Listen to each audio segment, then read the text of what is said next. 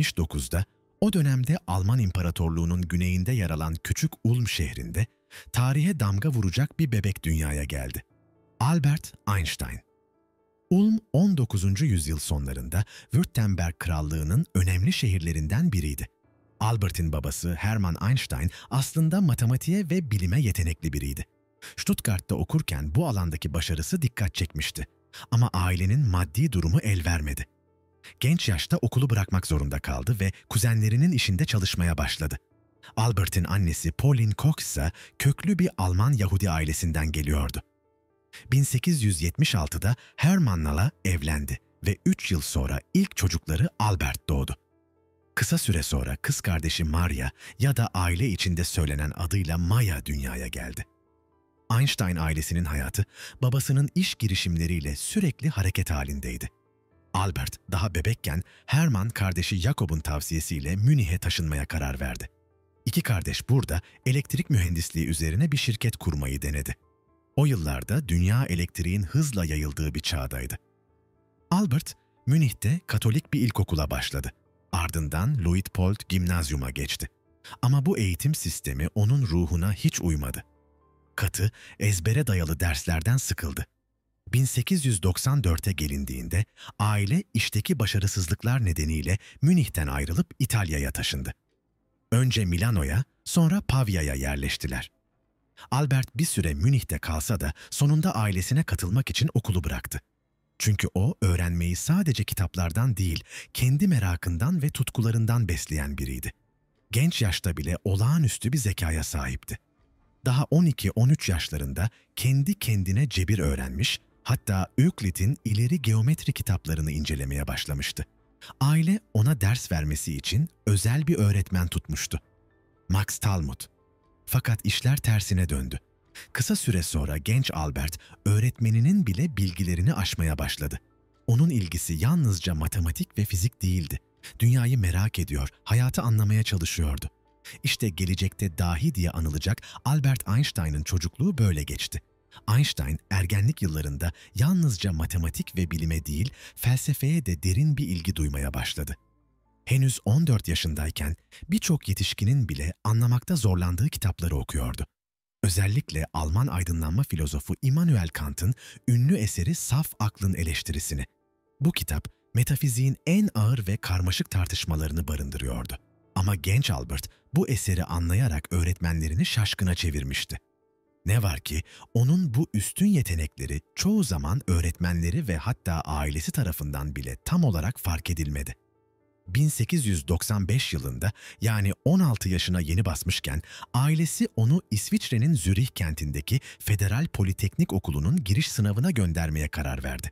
Bu okul bilim, mühendislik ve matematikte dönemin en saygın kurumlarından biriydi.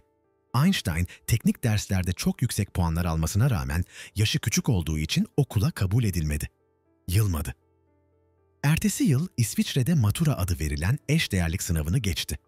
Bu sınav lise eğitimini tamamlamayan ama ileri düzey öğrenim görmek isteyenler için bir tür kapıydı. Aynı dönemde Alman vatandaşlığından da vazgeçti. Çünkü askerlik yapmak istemiyordu. Bu karar onu kısa süreliğine vatansız bir insan haline getirdi. Ve sonunda 1896 sonbaharında henüz 17 yaşındayken Zürih Federal Politeknik Okulu'na girmeyi başardı. Orada yıllardır tutkuyla bağlandığı matematik ve fizik üzerine eğitim aldı. 4 yıl boyunca yoğun bir şekilde çalıştı ve 1900 yılında gelecekte dünyayı değiştirecek bilimsel kariyerinin ilk adımını atarak diplomasını aldı. Einstein'ın Zürih yılları onun için sadece eğitim almakla kalmadığı, aynı zamanda bilimsel merakının iyice şekillendiği dönemdi. Artık eklektik bir bilim insanı haline geliyordu. Genel olarak fizikçi olarak tanımlanabilirdi ama ilgisi sadece tek bir alana sıkışmış değildi. Moleküllerin boyutlarını ölçmekten ışığın hareketini anlamaya kadar geniş bir yelpazeye merak duyuyordu. O yıllarda Avrupa ve Amerika'daki çoğu bilim insanı ışığın yalnızca dalga desenleriyle hareket ettiğine inanıyordu. Einstein ise bu fikre tamamen teslim olmamıştı. Ona göre ışığın doğasında daha derin, daha karmaşık katmanlar olmalıydı. Bu şüpheci bakış açısı ileride geliştireceği devrim niteliğindeki fikirlerin tohumlarıydı. 1900'lerin başında doktora çalışmasına yöneldi. 1905'te tamamladığı "Moleküler boyutların yeni bir belirlenmesi" başlıklı tezi, bu erken araştırmalarının bir ürünüydü. Aynı dönemde hayatına önemli bir insan girdi. Mileva Marić. Einstein'ın Zürih Politeknik yıllarında tanıştığı bu genç Sırp matematikçi, o okulda okuyan sadece 2 kadından biriydi. İkisi kısa sürede yakınlaştı. Bilimsel fikirlerini paylaştılar, hatta Mileva'nın onun çalışmalarına katkıda bulunduğu düşünülüyor. Ama bu katkının boyutu bugün hala tartışmalı. İlişkileri ise beklenmedik bir sınavla karşılaştı. Mileva 1900 bir yazında hamile kaldı. Henüz evli değillerdi ve o dönemde evlilik dışı çocuk sahibi olmak büyük bir toplumsal skandal sayılıyordu. Mileva doğum için memleketi Sırbistan'a döndü. Kızlarına mektuplarında Lizel adını vermişlerdi. Ancak Lizel'in akıbeti hala gizemini koruyor. Bazı kaynaklar onun 1903'te kızıl hastalığından öldüğünü, bazıları ise Sırbistan'da evlatlık verildiğini öne sürüyor. Einstein ve Mileva sonunda 1903 yılında evlendiler. Bu evlilikten 2 çocukları daha oldu. 1904'te doğan Hans Albert ve 1910'da dünyaya gelen Eduard. Ancak Lizel'in hikayesi, Einstein'ın hayatının en hüzünlü ve en bilinmeyen sayfalarından biri olarak kaldı. Bugünden bakınca inanması zor görünebilir ama Einstein 1900'de Zürih'te diplomasını aldıktan hemen sonra bir öğretim işi bulmakta oldukça zorlandı. 1,5 yıl boyunca Orta Avrupa'daki üniversitelerde araştırma ya da öğretim pozisyonu aradı ama kapılar yüzüne kapandı. Bu dönemde 1901 yılında İsviçre vatandaşlığına geçti. 5 yıl boyunca vatansız kaldıktan sonra artık resmi olarak bir ülkeye bağlıydı. Ancak vatandaşlık bile ona hemen istediği akademik fırsatları getirmedi. Neyse ki eski okulundan bir dostu Max Grossman devreye girdi. Babasının bağlantıları sayesinde Einstein için Bern'deki İsviçre Patent Ofisi'nde bir iş ayarladı. Einstein burada patent asistanı olarak çalışmaya başladı. Görevi buluş sahiplerinin getirdiği cihaz ve fikirleri inceleyip onların gerçekten yeni ve değerli olup olmadığını anlamaktı. Onaylanan icatlar sahiplerine hem hak hem de maddi kazanç sağlıyordu. Einstein'ın işi çoğu zaman sıradan görünse de aslında onun zihnini besleyen bir laboratuvar gibiydi. Çünkü her gün farklı makineler, elektrikle ilgili cihazlar ve mekanik sistemler üzerine düşünmek zorundaydı. Bern'deki patent ofisi onun için sadece bir geçim kapısı değildi. Genç ailesini ayakta tutmanın yanında bu işin sağladığı çeşitlilik ve teknik detaylar Einstein'ın bilimsel bakışını da şekillendirdi. Birçok tarihçi onun bu yıllarda maruz kaldığı teknik buluşların ileride yapacağı devrim niteliğindeki keşiflerin tohumlarını attığını söyler. Einstein'ın hikayesi bilim tarihinde belki de en şaşırtıcı yükselişlerden biridir. Düşünsenize, 1900'lerin başında onu neredeyse kimse tanımıyordu. Bern'de bir patent ofisinde müfettiş olarak çalışan genç bir doktora öğrencisiydi sadece. Ama birkaç yıl içinde Avrupa'nın en önemli fizikçilerinden biri haline geldi. Bu dönemde Annalen der Physik adlı dergi için çalışmaya başladı. 1799'dan beri yayımlanan bu dergi, Almanya'nın ve hatta dünyanın önde gelen fizik dergilerinden biriydi. Einstein burada yayımlanacak makaleler üzerinde uzun süre çalıştı. Ve 1905 yılı geldiğinde tarihe geçecek 4 ayrı makale birden yazdı. Bu makalelerin her biri fiziğin farklı alanlarına olağanüstü katkılar sundu. Ama asıl önemlisi, hepsi birlikte modern fiziğin temellerini attı. Moleküllerin ve atomların doğasını anlamamızı kökten değiştirdiler. İşte bu yüzden 1905 yılı Einstein'ın biyografilerinde ve bilim tarihçilerinin yazılarında hep aynı şekilde anılır. Annus Mirabilis, yani mucize yılı. 1905'te Einstein'ın yayımladığı 4 makalenin ilki 9 Haziran'da Annalen der Physik dergisinde çıktı. Başlığı şuydu: Işığın üretimi ve dönüşümü hakkında heuristik bir görüş. Bu makale, bilim dünyasına ilk kez fotoelektrik etki kavramını tanıttı. Fotoelektrik etki kısaca şöyle açıklanabilir: Işık ya da başka bir elektromanyetik dalga bir maddeye çarptığında o maddeden elektronlar kopup serbest kalır. İşte bu serbest kalan elektronlara fotoelektron denir. Einstein'dan önce ışığın yalnızca dalga gibi hareket ettiği düşünülüyordu. Ama o, ışığın aynı zamanda parçacık gibi davrandığını, enerjinin küçük paketçikler, yani kuantumlar halinde taşındığını ortaya koydu. Bu düşünce, ışığın doğası hakkındaki bakış açımızı tamamen değiştirdi. Aslında Max Planck'ın birkaç yıl önce yaptığı çalışmalar bu fikrin ilk adımlarını atmıştı. Fakat Einstein'ın makalesi ışıkla elektron arasındaki etkileşimi çok daha açık ve kapsamlı şekilde anlattı. Bu buluş yalnızca teorik fizik için değil, uygulamalı bilim için de inanılmaz sonuçlar doğurdu. Nitekim yıllar sonra Einstein'ın Nobel Fizik Ödülünü almasının en önemli nedeni bu makale oldu. Yine de fikirlerinin tüm fizik dünyası tarafından kabul görmesi için 1920'li yılları beklemek gerekecekti. Einstein, bu ilk makalesinden yalnızca 6 hafta sonra 18 Temmuz 1905'te ikinci çalışmasını yayımladı. Başlığı: Sıcaklık. Moleküler kinetik teorisi gereği durağan bir sıvıda, askıda küçük parçacıkların hareketi hakkında. Bugün bildiğimiz atomların varlığı fikri o dönem hala tartışmalıydı. 19. yüzyılda John Dalton gibi bilim insanları maddelerin belli oranlarda birleştiğini söyleyerek atomların varlığına işaret etmişti. Ama kimse atomların boyutlarını kesin olarak ölçememişti. İşte Einstein'ın ikinci makalesi bu noktada devrim yarattı. O su içinde asılı duran polen tanelerinin hareketini, yani Brown hareketini açıklayarak atomların gerçekten var olduğunu ve boyutlarının ölçülebileceğini gösterdi. Einstein'ın bu teorik çalışmasını 1908'de Fransız fizikçi Jean Perrin deneysel olarak doğruladı. Böylece atomların ve moleküllerin yalnızca birer varsayım değil, doğanın gerçek yapı taşları olduğu kesinleşti. Bu makale, modern fiziğin temel direklerinden biri olan atom teorisinin kabul edilmesine giden yolu açtı. Einstein'ın üçüncü makalesi 26 Eylül 1905'te yayımlandı. Başlığı şuydu: Hareket halindeki cisimlerin elektrodinamiği hakkında. Bu makale, tarihe özel görelilik teorisinin doğuşu olarak geçti. Aslında bu fikir bir problemi çözme arayışından doğmuştu. 1860'ların başında İskoç bilim insanı James Clerk Maxwell, elektrik ve manyetizma üzerine ünlü denklemlerini geliştirmişti. Bu denklemler ışığın davranışını açıklıyordu. Fakat bir sorun vardı.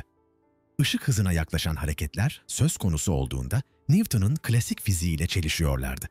İşte Einstein, 1905'te yayımladığı bu makaleyle bu çelişkiye yanıt verdi. Onun özel görelilik teorisine göre ışık hızı evrende sabitti. Yani ışık kaynağı hareket etse de, gözlemci hareket etse de ölçülen hız hep aynı olacaktı. Bu, Newton'un yüzyıllar önce öne sürdüğü ışık hızının değişebileceği fikrine tamamen karşıydı. Daha da önemlisi, bu teori hangi cismin hareket edip etmediğini söylemenin mutlak bir yolu olmadığını ortaya koyuyordu. Her şey gözlemcinin bakış açısına göre göreceliydi. Einstein bu farkındalığa ilginç bir şekilde ulaşmıştı. 1905'in yaz aylarında Bern'de bir tramvayda seyahat ederken şehrin merkezindeki saat kulesine bakıyordu. Bir an için hayal etti. Eğer tramvay birdenbire ışık hızına ulaşsaydı, saat kulesinin akrepleri sanki durmuş gibi görünecekti. Oysa tramvaydaki saat aynı hızla hareket ettiği için normal şekilde işlemeye devam edecekti. Bu basit ama çarpıcı düşünce deneyi, özel göreliliğin kalbinde yatan gerçeği ortaya koyuyordu. Hareket mutlak değil, gözlemcinin bulunduğu yere göre değişiyordu. İşte Einstein'ın üçüncü makalesi, yalnızca fiziğin değil, insanlığın evrene bakışını da kökten değiştirdi. Einstein'ın mucize yılı olarak bilinen 1905'te dördüncü ve son makalesi 21 Kasım'da yayımlandı. Başlığı şuydu: Bir cismin ataletinin enerji içeriğine bağımlı olup olmadığı. Bugün bu başlığı çok az kişi hatırlıyor olabilir ama makalede yer alan denklem neredeyse herkesin bildiği bir sembole dönüştü. Eşittir mc kare. Bu denklem basit gibi görünse de fiziğin en büyük devrimlerinden birini ifade eder. Hareketsiz bir cismin sahip olduğu enerji E, onun kütlesi m ile ışık hızının karesinin cg çarpımına eşittir. Yani kütle ve enerji aslında aynı şeyin iki farklı yüzüdür. Bu eşitlik bize şunu gösterdi: her parçacığın hareket etmediği durumda bile içinde gizli bir enerji vardır. Ve bu enerji özellikle atom çekirdeği söz konusu olduğunda hayal edilemeyecek kadar büyüktür. Eğer bu çekirdek bir şekilde parçalanırsa ortaya çıkan enerji dalgaları muazzam ışık ve ısı yayabilir. Elbette Einstein bu denklemi yazarken sonraki yıllarda nükleer enerjiye ve atom bombasına zemin hazırlayacağını tahmin etmiyordu. Denklemin pratik sonuçları insanlık için hem büyük teknolojik ilerlemeler hem de yıkıcı felaketler getirecekti. Einstein, hayatının ilerleyen dönemlerinde bu keşfin karanlık kullanım alanlarından dolayı derin bir pişmanlık duyacaktı. 1905'in bu 4 makalesi birlikte modern fiziğin doğuşunu simgeledi. O yıl Einstein sadece bir patent memuruyken birkaç ay içinde bilim dünyasının en parlak yıldızına dönüştü. İşte bu yüzden tarih onu hep mucize yılıyla hatırlıyor. Einstein'ın 1905'te yayımladığı 4 makale yalnızca akademik dünyada ses getirmekle kalmadı. Onların etkisi sonraki 10 yıllarda modern yaşamın içine kadar girdi. Bugün hepimizin günlük hayatta fark etmeden kullandığı birçok teknolojinin temelinde aslında Einstein'ın o yıl yaptığı çalışmalar yatıyor. Mesela bir süpermarkette otomatik kapıya yaklaştığınızda kapının kendiliğinden açıldığını görürsünüz. O kapıdaki sensörler, yaydıkları ışık huzmelerindeki fotonların önünüzde engellendiğini algılar ve kapıya açılmasını söyler. İşte bu foton kavramı ilk kez Einstein tarafından açıklanmıştı. Yine güneş enerjili hesap makineleri ya da karanlık bastığında kendiliğinden yanan sokak lambaları da ışık üzerine yaptığı çalışmalara dayanıyor. Özel görelilik teorisi ise bugün GPS sistemlerinin kalbinde yer alıyor. Yani Google Maps'i açıp yol tarifini bulduğunuzda aslında kısmen Einstein'ın 1905'te kaleme aldığı makalelerin sonuçlarından faydalanıyorsunuz. Ve elbette onun meşhur denklemi E eşittir mc karesi. Atom çekirdeğinde saklı olan devasa enerjiyi anlamamızı sağlayan bu fikir, bir yandan nükleer santrallerin elektrik üretmesine, diğer yandan da tarihin en yıkıcı silahlarının yapılmasına yol açtı. Einstein'ın keşifleri böylece hem modern dünyanın nimetlerini hem de tehlikelerini beraberinde getirdi. 1905, gerçekten de yalnızca Einstein'ın değil, tüm insanlığın kaderini değiştiren bir yıl oldu. Einstein'ın 1905'te yayımladığı makaleler kısa sürede Avrupa'daki bilim çevrelerinin dikkatini çekti. Ama o yıllarda bilgi bugünkü gibi internet üzerinden yayılmıyordu. Akademik dergilerin basılı nüshalarının elden ele dolaşması gerekiyordu ve bulguların önemi herkes tarafından anlaşılana kadar birkaç yıl geçti. Yine de bu çalışmalar Einstein'ın kariyerini tamamen değiştirdi. 1908'de Bern Üniversitesi'nde bir öğretim pozisyonu aldı ve böylece patent ofisindeki işine veda edebildi. Ertesi yıl Zürih Üniversitesi'nde yeni açılan teorik fizik kürsüsüne atandı. Burada 2 yıl boyunca ders verdi ve araştırmalarına devam etti. 1905'teki makalelerindeki fikirleri daha da geliştirdi ve bu süreçte özel göreliliğin bir uzantısı sayılabilecek genel görelilik teorisinin temellerini atmaya başladı. Genel görelilik, kütle çekimin aslında iki kütlenin uzay ve zamanı bükmesiyle ortaya çıktığını öne sürüyordu. Bu yaklaşım, ileride kara delikler ve evrendeki devasa gök cisimleri hakkındaki bilgimizin temelini oluşturacaktı. 1911'de Einstein İsviçre'den ayrıldı. 15 yıldan fazla kalmasının ardından bu kez Prag'daki Charles Ferdinand Üniversitesi'nden teklif aldı. Burası günümüz Çekya'sının en eski üniversitesiydi. Ama o dönemde Avusturya Macaristan İmparatorluğu'nun bir parçasıydı. Einstein'a aynı zamanda Avusturya vatandaşlığı da verildi. Prag'da yalnızca 1 yıldan biraz fazla kaldı. Ama bu kısa sürede radyasyon, kuantum teorisi ve kütle çekim üzerine çok sayıda makale yayımladı. Kısa süre sonra İsviçre'ye dönmesi için yeni bir davet geldi. Bu kez eski okulu Zürih Politeknik onu hoca olarak geri çağırıyordu. 1912 yazında oradaydı ve 1 yıl boyunca hem dersler verdi hem de araştırmalarını sürdürdü. Artık adı tüm Avrupa'da duyulan bir fizikçiydi. O dönemde özellikle kütle çekim ve moleküler ısı üzerine yoğunlaştı. Bu çalışmalarının çoğunu 1890'larda birlikte okuduğu ve daha sonra Bern Patent Ofisi'nde iş bulmasına yardım eden İsviçreli dostu Marcel Grossmann ile birlikte yürüttü. 1913 baharında Einstein Zürih'teki görevine yeni başlamışken çok önemli 2 ziyaretçi kapısını çaldı. Bunlar dönemin en saygın bilim insanlarından Max Planck ve Walter Nernst'ti. Bu kararında bir başka etken daha vardı. Kuzeni Elsa. 1912'den beri sık sık mektuplaştığı Elsa, Almanya'da yaşıyordu. Bu da Berlin'e taşınmayı daha cazip hale getirdi. 1914'ün başlarında Einstein ailesiyle birlikte Berlin'e yerleşti. Ancak işler evde pek yolunda gitmedi. Eşi Mileva, 2 oğluyla birlikte Berlin'e gelmişti. Ama kısa sürede mutsuz oldu. Albert'ın kuzeni Elsa'ya yakınlığını hissetti ve sonunda çocuklarla birlikte Zürih'e geri dönmeye karar verdi. Bu ayrılık yıllarca sürdü ve 1919'da resmen boşandılar. Einstein daha sonra Elsa ile evlendi. Her ikisi de 40'lı yaşlardaydı. Bu evlilikten yeni çocukları olmadı ama Einstein, Elsa'nın önceki evliliğinden olan 2 kızına üvey baba oldu. Einstein'ın Berlin'e gelişi ne yazık ki büyük bir krizin gölgesinde kaldı. 1914 yazında Birinci Dünya Savaşı patlak verdi. Yıllardır biriken gerilimler, Afrika'daki sömürge rekabeti, Osmanlı İmparatorluğu'nun Balkanlarda gerilemesiyle ortaya çıkan boşluk, Britanya ile Almanya arasındaki donanma yarışı sonunda Avrupa'yı ateşe verdi. Kısa sürede bu kıtasal savaş tüm dünyayı içine alan büyük bir felakete dönüştü. Almanya'nın tarafsız Belçika'yı işgal ederek Fransa'ya saldırması, uluslararası alanda sert tepkilere yol açtı. Tam da bu dönemde Almanya'da 93'lerin Manifestosu adıyla bir belge yayımlandı. İçinde Nobel ödüllü kimyager Adolf von Baeyer, tıp öncüsü Paul Ehrlich gibi dönemin en önde gelen akademisyenlerinin imzaları vardı. Bu metin Almanya'nın savaş çabasını destekliyordu. Tüm bu siyasi çalkantılara rağmen Einstein bilimsel çalışmalarına ara vermedi. 1915'ten itibaren Berlin'de yeniden yoğun bir şekilde araştırmaya başladı. 1917'de savaşın geciktirdiği bürokratik süreçlerin ardından Kaiser Wilhelm Fizik Enstitüsü kuruldu ve Einstein buranın ilk müdürü oldu. Bu görevi tam 16 yıl boyunca sürdürdü. Aynı yıllarda bilim dünyasında da yükselişi hız kesmedi. 1916'da Almanya'nın en köklü bilim topluluklarından biri olan Alman Fizik Derneği'ne üye seçildi. Ardından uluslararası onurlar geldi. 1920'de Hollanda Kraliyet Sanatlar ve Bilimler Akademisi üyeliği, 1920'de ise dünyanın en prestijli bilim topluluklarından biri olan 1660'da Londra'da kurulmuş Kraliyet Derneği'ne yabancı üye olarak kabul edildi.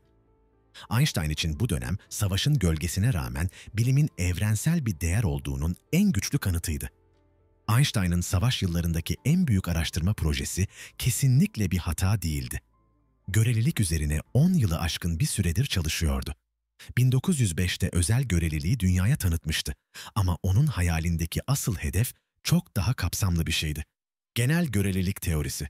Tarihçilerin hala tartıştığı bir konu, bu keşfe ilk kimin ulaştığıdır. Ama kesin olan şu ki, 2 bilim insanı birbirlerini etkilemiş ve 1915 yılının kışında sadece günler arayla aynı sonuca ulaşmışlardı. Einstein'ın nihayet tamamladığı bu teori, insanlığın evrene bakışını kökten değiştirdi.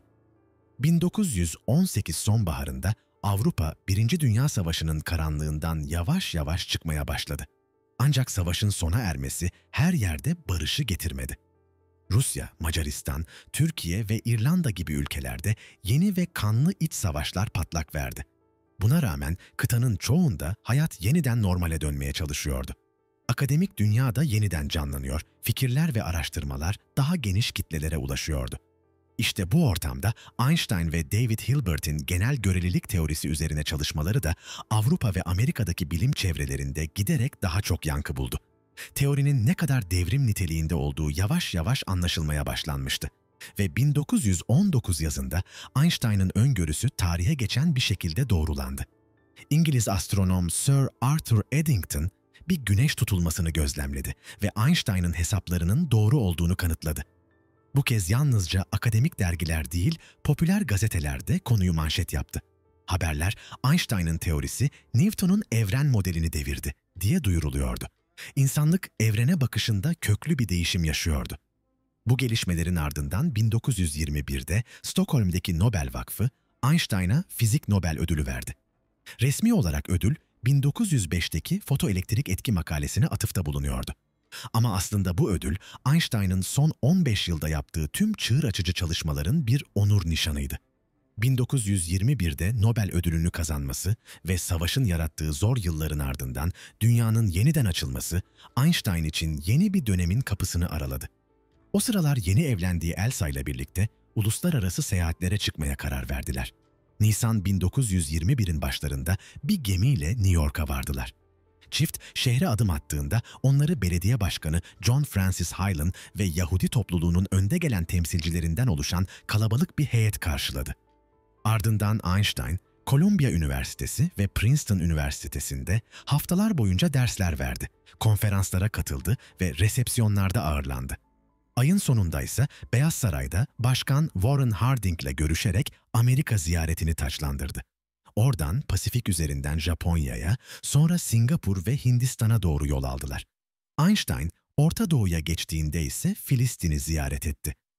Burası, Birinci Dünya Savaşı'nın ardından İngiliz mandası altına girmişti ve o dönem Yahudi Siyonist hareketi, dünya çapına dağılmış Yahudiler için yeni bir yurt kurma çabasındaydı. Einstein gezinin sonunda Almanya'ya geri döndü. Fakat bu yolculuk bir başlangıçtı.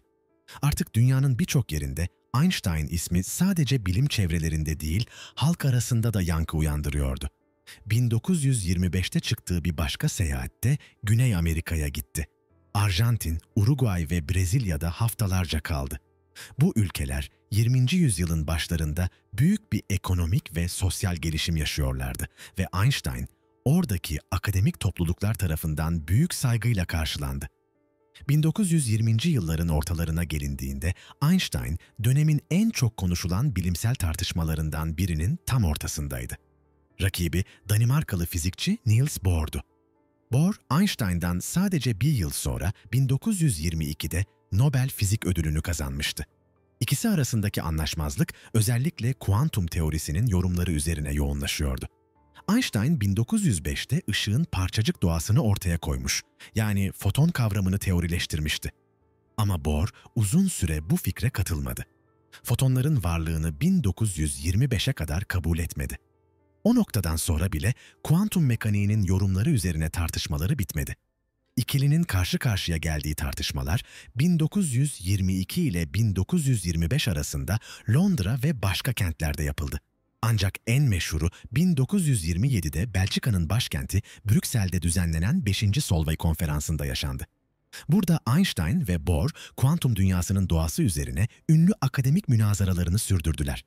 İlginç olan her ikisinin de savunduğu bazı noktaların daha sonra doğru çıkmasıydı. Fakat bu konferans sadece tartışmalarıyla değil, katılımcılarıyla da tarihe geçti. Toplam 29 bilim insanının katıldığı toplantıda tam 17'si ya daha önce Nobel kazanmıştı ya da ileride kazanacaktı. Einstein ve Bohr'un yanında Marie Curie, Werner Heisenberg ve Erwin Schrödinger gibi isimler de vardı. Bu manzara, savaşlar arası dönemde Avrupa'nın bilim dünyasının ne kadar parlak bir çağa tanıklık ettiğinin en somut göstergesiydi. 1920. yılların sonuna gelindiğinde Einstein evrene dair fikirlerini yeniden gözden geçirmek zorunda kaldı. Çünkü Amerikalı astronom Edwin Hubble, galaksilerin bizden uzaklaştığını gösteren çığır açıcı bir keşif yaptı. Bugün Hubble yasası olarak bilinen bu bulguya göre bir galaksi ne kadar uzaktaysa bizden o kadar hızlı uzaklaşıyordu. 1929'da kamuoyuna açıklanan bu sonuçlar Einstein'ın yıllardır savunduğu kozmolojik sabit fikrini sarsıyordu. Einstein evrenin sabit kaldığını, genişlemediğini düşünmüştü. Ama Hubble'ın gözlemleri bunun aksini gösteriyordu. Evren yalnızca genişlemekle kalmıyor, üstelik giderek hızlanarak genişliyordu. Bu keşif Einstein'ı kendi teorisini terk etmeye ve yeniden düşünmeye zorladı. Hubble'ın çalışmaları Einstein'ın Amerika'ya gitme kararında da etkili oldu.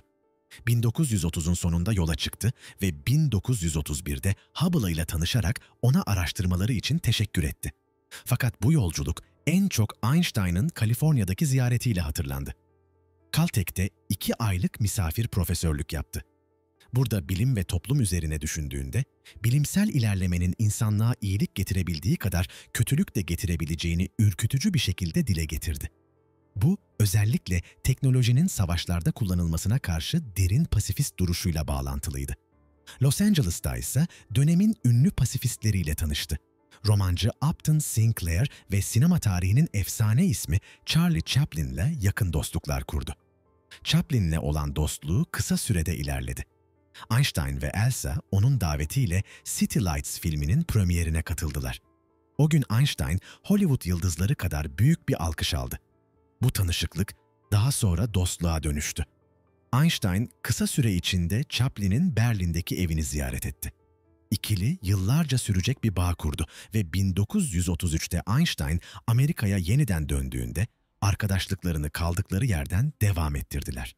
1920. yılın sonu ve 1930. yılın başında Einstein hem Almanya'daki görevlerini sürdürüyor hem de dünyayı dolaşmaya devam ediyordu. Ünü her geçen gün artıyordu. Fakat doğup büyüdüğü ülkenin siyasi havası giderek kararıyordu. Almanya, Birinci Dünya Savaşı'ndan sonra zaten büyük bir kargaşaya sürüklenmişti.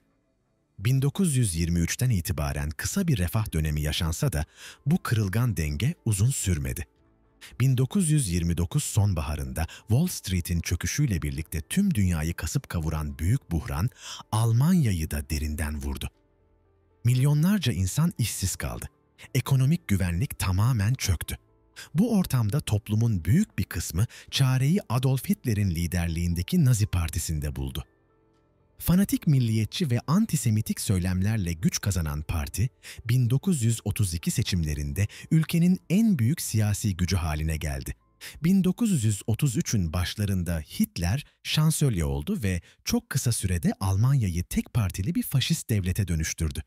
Bu gelişmeler özellikle Yahudiler için korkunç sonuçlar doğuruyordu. Einstein gibi ünlü bir Yahudi akademisyen içinse durum daha da tehlikeliydi. O sırada Amerika Birleşik Devletleri'ndeydi ve Almanya'ya dönmemeye karar verdi. Önce Belçika'nın Antwerp kentine kısa bir uğradı. Ardından kesin bir seçim yaptı. Amerika'da kalacaktı. Alman pasaportunu büyükelçiliğe teslim ederek vatandaşlıktan resmen vazgeçti. Kararı yerindeydi. Çünkü Berlin'de Naziler Yahudi kimliği nedeniyle onun evini şimdiden 2 kez aramıştı. Çok geçmeden Einstein gibi yüzlerce Yahudi akademisyen Almanya'daki görevlerinden zorla uzaklaştırıldı. Einstein artık sadece bir bilim insanı değil, aynı zamanda faşizme karşı mücadelenin sembol isimlerinden biri haline geliyordu. Einstein, 1933'te Amerika'da kalıcı olarak yaşamaya karar verdikten sonra hızla kendine uygun bir yer buldu. New Jersey'deki Princeton Üniversitesi bünyesinde yeni kurulan İleri Araştırmalar Enstitüsü ona bir pozisyon teklif etti. Bu kurum, Einstein'ın kariyerinin geri kalanını neredeyse tamamen geçireceği yer olacaktı. 1940'ların ortalarında Massachusetts'teki Brandeis Üniversitesi'nde kısa bir süre müdürlük dışında hayatının sonuna kadar Princeton'la bağını sürdürdü. 1938 baharında Almanya, Avusturya'yı baskıyla ilhak etti. Ardından Çekoslovakya ve Litvanya gibi komşularından toprak koparmaya devam etti. Ve nihayet 1 Eylül 1939'da Hitler Polonya'yı işgal etti. Bunun üzerine Britanya ve Fransa artık Nazileri durdurmanın tek yolunun savaş olduğunu ilan etti. Başta Amerika bu savaşı Avrupa'nın meselesi olarak gördü ve halk da müdahale istemedi. Ancak 7 Aralık 1941'de Almanya'nın müttefiki olan Japonya, Hawaii'deki Pearl Harbor'a saldırdı. ABD'nin Pasifik filosu ağır hasar aldı ve Amerika'da 2. Dünya Savaşı'na katıldı. Bu savaş insanlık tarihindeki en kanlı çatışma olurken aynı zamanda daha önce görülmemiş ölçüde bilimsel ve teknolojik yeniliklere de sahne olacaktı. Einstein ömrü boyunca pasifist olmuştu. Ama 1930'ların sonunda dünya öyle bir noktaya gelmişti ki onun bile sessiz kalması mümkün değildi. 1939'un başlarında Avrupa'daki fizikçiler çok önemli bir keşif yaptı. Uranyum kullanarak nükleer fisyon gerçekleştirilebiliyordu. Bu keşif bir nükleer bombanın yapılabileceğini gösteriyordu. Kıtanın önde gelen bilim insanları bu ihtimal karşısında büyük bir endişe duydular. Çünkü Avrupa'daki birçok yetenekli fizikçi Almanya'da çalışıyordu ve Nazilerin bu keşfi ele geçirip kullanması ihtimali çok büyüktü. Hitler'in eline böyle bir silah geçerse insanlığın felaketi kaçınılmaz olabilirdi. Bu endişeyi en açık şekilde dile getirenlerden biri Macar asıllı fizikçi Leo Szilard oldu. Onunla birlikte Edward Teller ve Eugene Wigner de aynı korkuyu paylaşıyordu. Üçü birlikte Amerika hükümetine hitaben bir uyarı mektubu hazırladılar. Mektupta Nazilerin bir nükleer silah geliştirmesinin insanlık için doğuracağı tehlikeler anlatılıyordu. Mektubun etkili olabilmesi için güçlü bir imzaya ihtiyaç vardı. İşte bu noktada Einstein devreye girdi. Szilard'ın mektubunu imzaladı ve bu belge daha sonra Roosevelt yönetimine ulaştırıldı. Tarih bu yazıyı Einstein-Szilard mektubu olarak hatırlayacaktı. Kısa süre sonra Amerika Birleşik Devletleri kendi nükleer silah programını başlattı. Yani Manhattan Projesi'nin ilk adımlarından biri Einstein'ın imzasını taşıyan bu mektup olmuştu. Einstein hayatı boyunca bu kararın sonuçlarıyla yüzleşmek zorunda kaldı. Çünkü nükleer silahlar gerçekten geliştirildi ve dünya tarihini sonsuza dek değiştirdi. Einstein-Szilard mektubunun Roosevelt'e ulaşmasından sadece haftalar sonra ABD hükümeti gizli bir proje başlattı. Bu, tarihe Manhattan Projesi olarak geçecekti. Amaç, Nazilerden önce bir nükleer silah geliştirmekti. Aslında bu girişim Einstein'ın inançlarıyla tamamen çelişiyordu. O, savaşı insanlığın en büyük hastalığı olarak görüyordu ve ömrü boyunca pasifist kalmıştı. Yine de Nazilerin böylesine yıkıcı bir güce sahip olma ihtimali onu sessiz kalmaktan alıkoymuştu. Einstein projeyi başlatan mektubu imzalamıştı ama kendisi Manhattan Projesi'nde hiçbir görev üstlenmedi. Proje, Amerikalı teorik fizikçi Robert Oppenheimer'ın liderliğinde yürütüldü. Başlangıçta 1939 ile 1941 arasında küçük adımlar atıldı. Fakat Aralık 1941'de Japonya'nın Pearl Harbor'a saldırmasıyla Babinişane resmen savaşa girince işler değişti. Fonlar ve kaynaklar olağanüstü boyutlara ulaştı. Çünkü artık Nazilerin de Avrupa'daki çeşitli tesislerde süper silah geliştirmeye çalıştığı biliniyordu. Özellikle Norveç'teki ağır su üretim tesisleri bu konuda kritik bir rol oynuyordu. Ağır su, nükleer bomba yapımında kullanılabilecek özelliklere sahipti. Ancak buradaki çalışmalar, Britanya özel kuvvetleri ve Norveçli direnişçilerin sabotajlarıyla defalarca kesintiye uğradı. Bu sırada Manhattan Projesi ABD'de dev bir organizasyona dönüştü.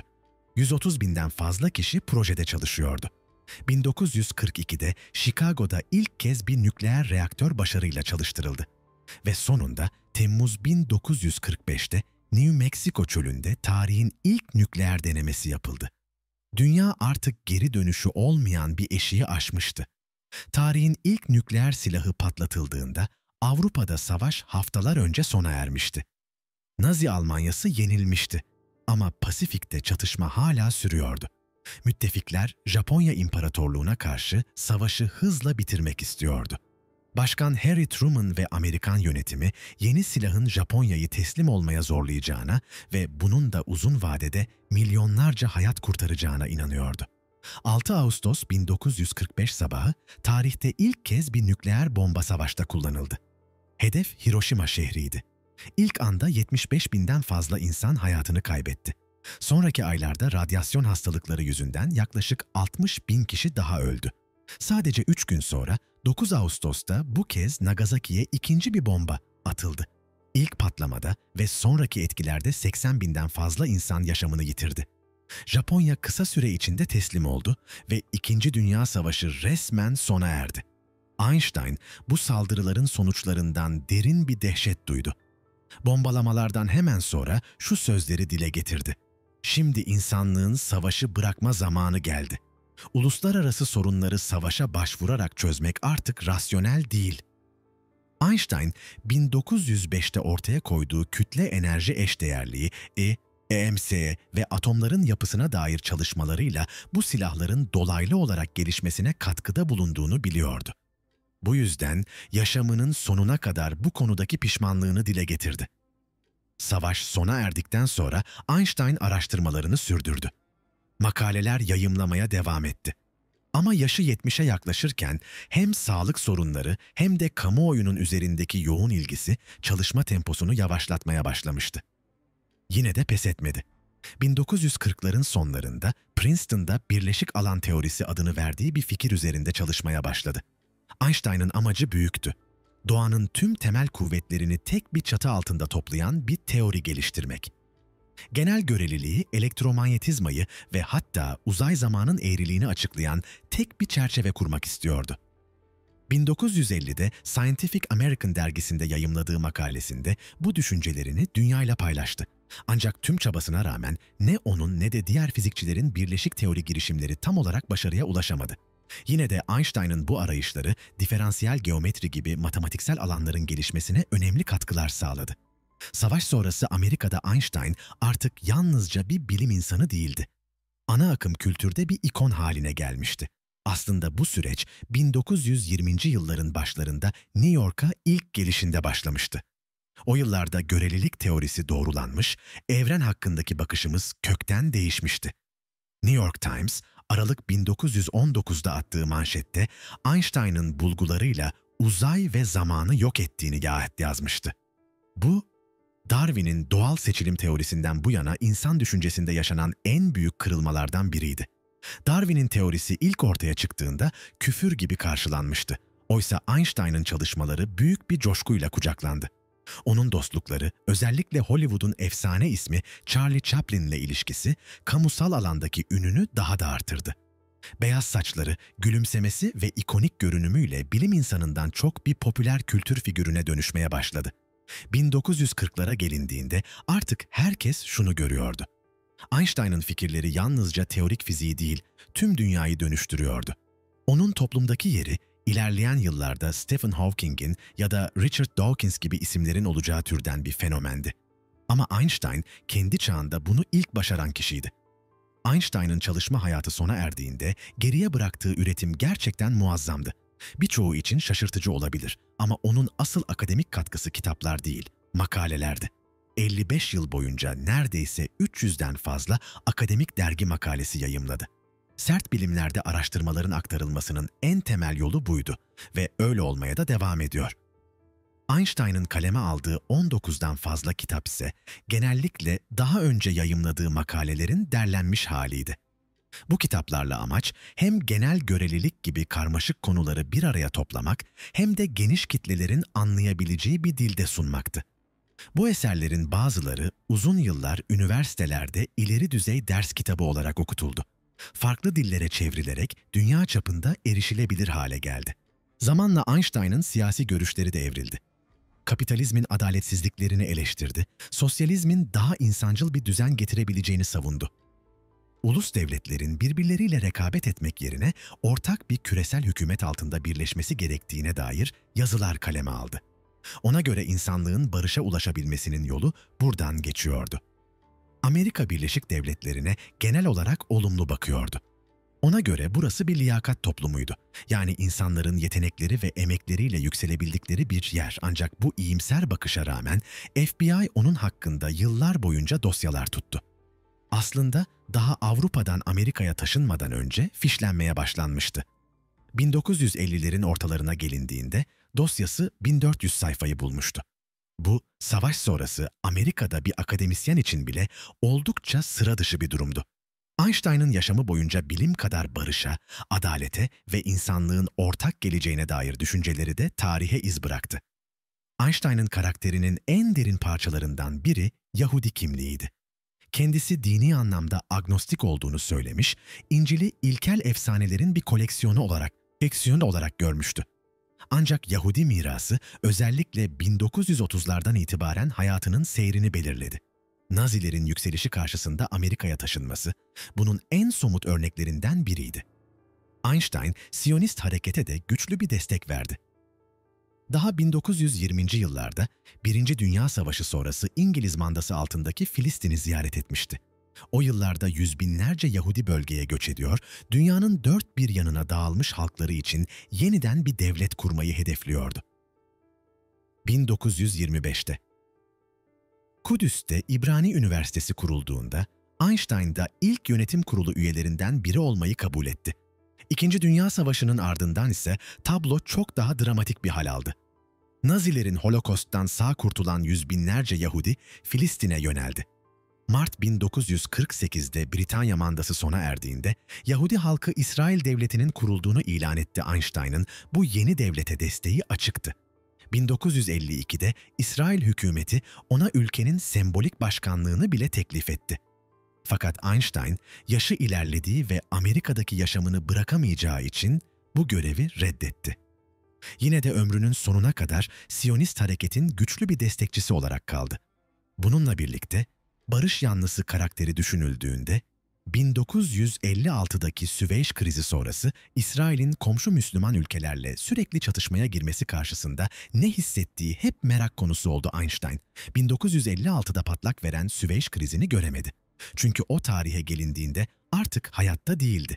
İkinci Dünya Savaşı'nın bitiminden kısa süre sonra onun sağlığı giderek kötüleşmeye başlamıştı. Karın bölgesindeki en büyük damar olan abdominal aortta bir anevrizma gelişmişti. Yani damar duvarı genişlemiş, yırtılma riski taşır hale gelmişti. Yüksek tansiyonu, yüksek kolesterolü ve sigara alışkanlığı bu durumu daha da tehlikeli hale getiriyordu. 1948'de yapılan bir ameliyatla aort duvarı güçlendirildi ve Einstein birkaç yıl daha yaşamına devam etti. Hatta bu süreçte hayatını değiştirmeye çalıştı. Vejetaryen beslenmeye geçti. Daha dikkatli yaşamaya çabaladı. Ama bütün bunlara rağmen sorun yeniden ortaya çıktı. 1955'in başlarında aort yırtıldı ve Einstein'ın karnında iç kanama başladı. 17 Nisan 1955'te hastaneye kaldırıldı. Doktorları acil ameliyat önermişti. Ancak Einstein bunu reddetti. Çünkü onun bakış açısına göre insan zamanı geldiğinde ölümü onurlu bir şekilde karşılamalıydı. Ameliyatın hayatını biraz uzatabileceğini biliyordu ama bunu istemedi. Ertesi gün 18 Nisan 1955'te 76 yaşındayken hayata veda etti. Otopsiyi yapan doktor ailesinden izin almadan Einstein'ın beynini incelemek üzere çıkardı. Daha sonra parçalanan bu beyin yıllar boyunca çeşitli araştırmalara konu oldu. Beyninde anormal sayıda glial hücre bulunması, onun matematiksel zekasının ve sıra dışı kavrayış gücünün bir açıklaması olarak yorumlandı. Bu parçaların bir kısmı bugün Washington DC'deki Ulusal Sağlık ve Tıp Müzesi'nde, bazı bölümleri ise 2013'te Philadelphia'daki Mutter Müzesi'nde sergilendi. Einstein'ın bedeni ise çok daha sade bir yolculuğa uğurlandı. Ölümünden kısa süre sonra New Jersey'de yakıldı ve külleri gizli, kimsenin bilmediği bir noktaya bırakıldı. Tıpkı yaşamındaki mütevazılık gibi ölümü de gösterişsizdi. Albert Einstein, bilim tarihinin en parlak yıldızlarından biriydi. Onun yarım yüzyıla yayılan çalışmaları öylesine devrimciydi ki artık soyadı üstün zeka ile eş anlamlı hale geldi. Oysa hikayesi oldukça mütevazı bir başlangıçtan doğmuştu. 1890'larda henüz genç bir delikanlıyken ailesiyle birlikte Almanya, İtalya ve İsviçre arasında gidip gelen bir göçebe hayat yaşadı. Anne ve babası işlerini ve maddi durumlarını bir yandan ayakta tutmaya çalışırken oğullarının matematik ve fizik alanındaki olağanüstü yeteneğini fark etmişlerdi. Zürih Politeknik'te aldığı eğitim ona biraz istikrar sağladı. Ama Avrupa üniversiteleri genç Einstein'a kapılarını açmadı. Buna rağmen savaşın ardından Einstein sesini yükseltmeye devam etti. Holokost'un ardından Yahudi halkı için bir devletin kurulmasını savundu, bilim ve barışın insanlık için tek yol olduğunu anlattı. Ve 1955'te 76 yaşında hayata gözlerini kapadığında ardında sadece formüller değil, bir çağın düşünce ufkunu değiştiren miras bıraktı. Onun sayesinde fizik, matematik ve kozmoloji bambaşka bir yola girdi. Bugün hala şu sorular soruluyor. Einstein gerçekten modern tarihin en devrimci entelektüeli miydi? Onun olağanüstü zekasını açıklayan şey neydi? Yorumlarda sizin düşüncelerinizi de merak ediyoruz.